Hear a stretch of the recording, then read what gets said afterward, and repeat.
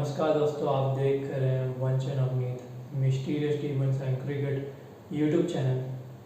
मेरा नाम है वंश राणा और हॉरर क्रीपी नाइट्स का 12th एपिसोड में आप सभी का स्वागत है।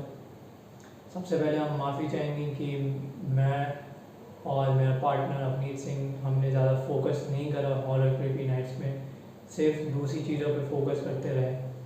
और मैं भी माफ़ी चाहता हूँ वंश राणा कि मैंने भी एपिसोड नहीं डाला। पिछले साल अवनीत सिंह ने एक एपिसोड डाला था, मेरे पार्टनर ने, उसके बाद मैंने एक एपिसोड नहीं डाला। फिर अब 2026 में उन्होंने एक एपिसोड डाला है और अभी आपके सामने आ रहा है 12th episode horror creepy nights में। तो आज हम बात करने वाले हैं रिजवानुर रहमान के बारे में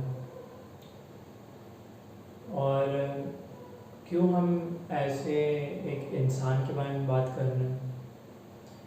ऐसा क्या था कि मतलब एक इंसान में बात करनी पड़ रही और क्या है ये केस, क्या रहस्य इस केस का और कौन सी ऐसी चीज़ है जो हमें पता ही नहीं है। तो हम सिर्फ इसमें ये डिस्कस करेंगे जो हमें पता है, ज़्यादा हम डिटेलिंग में नहीं जाएंगे। इसमें जो बेसिक चीज़ें हैं उसके बारे में हम डिस्कस करेंगे। तो आइए शुरू करते हैं हॉरर क्रीपी नाइट्स का 12th एपिसोड।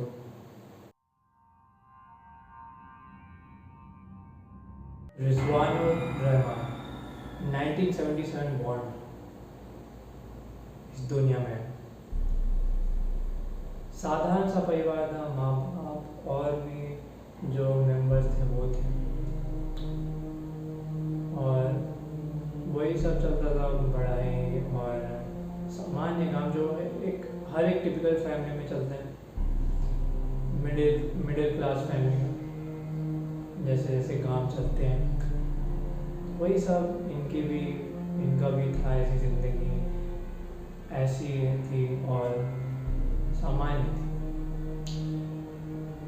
असल में रिजवानुर रहमान जो है वो एक ग्राफिक डिज़ाइनर थे और वहाँ पे वो काम वाम भी करते थे और अपने प्रोफेशन में ठीक ठाक थे, काम करते थे और रोज़ उनका यही नौकरी थी साधारण सी, जैसे हम लोग की होती है।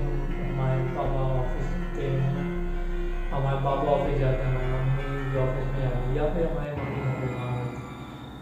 तो रिजवानुर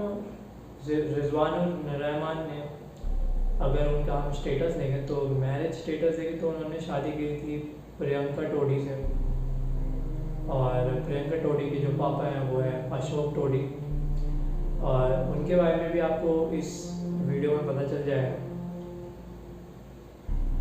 तो ऐसी वक्त बीता रहा, रिजवानुर रहमान अपना काम कर ही रहे थे, ग्राफिक डिज़ाइनिंग का ये सब, और सब कुछ सामान्य था। वो 30 साल के हो गए थे, काम करते रहे थे वो, और वो 30 साल के भी हो गए थे। बहुत साल से काम कर रहे थे और वो उनकी उम्र हो गई थी 30 साल। और ये बात है 2007 की और काम वाम को कर ही रहे थे जैसे हम लोग करते ही हैं। सो उनका भी काम चल रहा था और बाकी सब कुछ सामान्य था।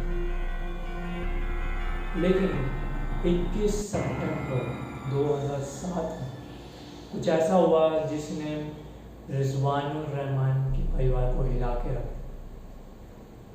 एक दैत्य, एक डर जो शायद ही कोई परिवार चाहता होगा अपने बच्चे के साथ गलत होते हुए देखना, शायद ही कोई चाहता होगा। 21 सितंबर की वो रात रिजवानुर रहमान की जो लाश थी वो रेलवे ट्रैक पे मिली। अब ये चौंकाने वाली बात है कि रेलवे ट्रैक में वो गए क्यों थे, वहाँ पे वो क्या करने गए थे और वो काम वाम कर रहे थे, एकदम से ये क्या हो गया, ये कैसे हो गया कि उनकी डेड बॉडी पड़ी हुई है। और अगर डेड बॉडी पड़ी भी होगी तो कुछ लोगों ने देखा भी होगा, तो वहाँ पे वो आए क्यों नहीं, वक्त पे हॉस्पिटल क्यों नहीं ले गए, इलाज क्यों नहीं करवाया। तो यहाँ पे थोड़ा अजीब सा लग रहा है कि एक बंदा जो ग्राफिक डिज़ाइनिंग का काम करता था और डिटरमिनेट था अपने काम के लिए, वो ख़त्म हो गया। 2007 आखिरी साल रिजवान और रहमान के लिए बन गया। उनकी माँ को भी बहुत ज़्यादा शौक पड़ा और ये चीज़ें अब न्यूज़ में भी आने लगी। 2008 में भी एक न्यूज़ आई थी और ये न्यूज़ ख़त्म बिल्कुल नहीं हुई थी। 2014 में भी एक न्यूज़ आई थी इसके बारे में, 2014 में। और उनकी माँ जो है इंसाफ के लिए डिमांड कर रही है, CBI से भी कर रही थी। उनका इंटरव्यू भी लिया गया था और कुछ स्पेकुलेशंस, कुछ ऐसी चीज़ें हैं कि माना जाता है कि प्रियंका टोडी, जो टोडी फैमिली उन्होंने ही कुछ किया था। अब मैं इतना एक्यूरेट इन्फॉर्मेशन आपको दे नहीं रहा हूँ क्योंकि इसमें थोड़ा मैं ज़्यादा डिटेल में नहीं जा रहा।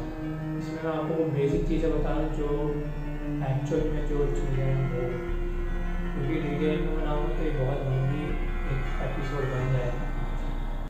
तो ऐसा माना जाता है कि प्रियंका टोडी का कुछ यहाँ पे हाथ वाथ होगा और उनको भी शायद इसके लिए मतलब अरेस्ट किया था या फिर उनसे पूछताछ करी थी। और वाकई में मतलब ये चीज़ चौंका देने वाली कि एक ग्राफिक डिज़ाइन जो कि अपने काम कर रहा था, अच्छी खासी लाइफ जी रहा था, पैसे वैसे ठीक ठाक में, जैसे अपना घर चलाने के लिए और ज़िंदगी चलाने के लिए, उसकी मौत हो गई। और ये आज तक बहुत ही रहस्यमयी है कि क्या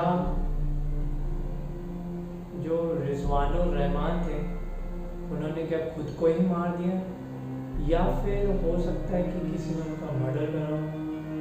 आज तक कोई बता नहीं पाया और अभी तक ये मतलब केस अनसॉल्व ही है।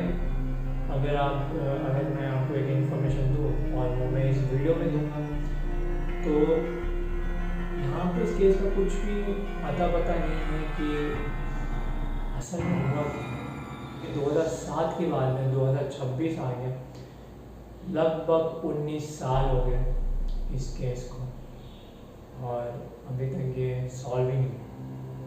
और अगर सॉल्व हुआ भी है तो कोई ऐसी डिटेल होगी तो मैं आपको ज़रूर शेयर करूँगा, इसी वीडियो में आपको दिखा दूँगा। और इसी के साथ इस केस के बारे में ज़्यादा बात नहीं करनी और ये केस नहीं है, ख़त्म होता है। आपको क्या लगता है, क्या रिजवानुर रहमान का मर्डर हुआ है या उन्होंने खुद की जान ले ली ट्रेन से अपना एक्सीडेंट करवा? आप लोग ज़रूर बताना कमेंट में। और मैं वंश राणा आपसे मिलता हूँ अगले एपिसोड में।